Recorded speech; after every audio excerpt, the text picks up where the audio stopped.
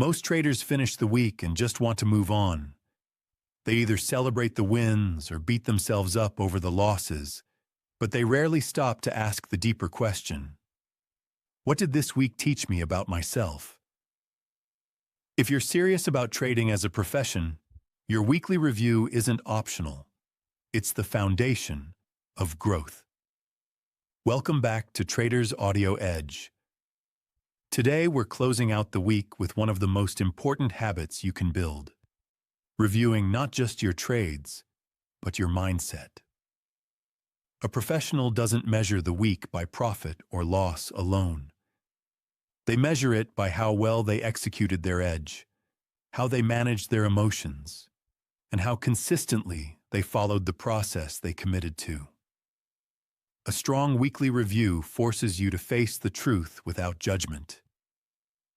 Were you disciplined, or did impatience push you into bad setups? Did fear make you hesitate on clean entries? Did greed keep you in past your plan?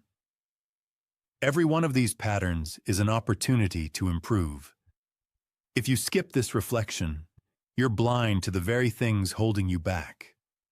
Think of it this way: the charts you trade are just a mirror of your own behavior.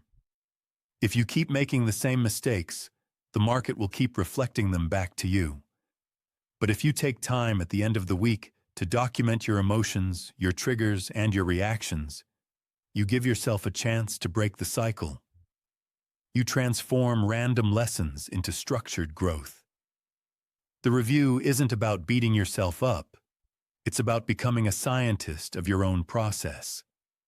Professionals know they can't control the market, but they can control how they show up to it. That's why the best traders study their own behavior as seriously as they study price action. They know their biggest edge isn't on the chart. It's in their mindset. Here's how you can approach it.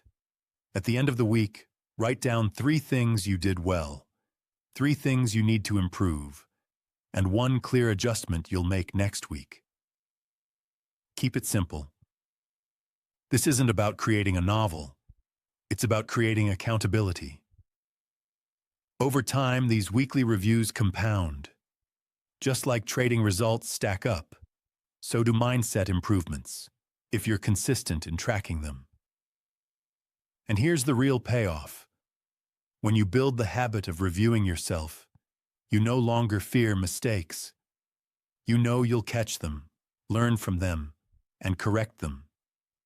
That gives you confidence to act boldly in the moment, knowing reflection will guide you forward. Most traders don't realize that this weekly practice is the difference between staying stuck and breaking through. If you're only focusing on the immediate outcome of each trade, you're stuck in the short-term noise. But when you zoom out and study your behaviors across a series of trades, patterns emerge. Those patterns are the keys to changing your habits and building consistency.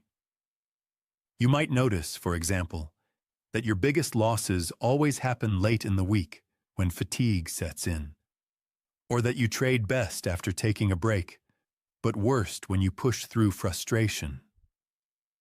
Without reviewing, you'll keep falling into the same traps unconsciously. With reviewing, you start making conscious changes that improve not just one trade, but your entire approach. And let's be honest, reviewing yourself isn't always comfortable.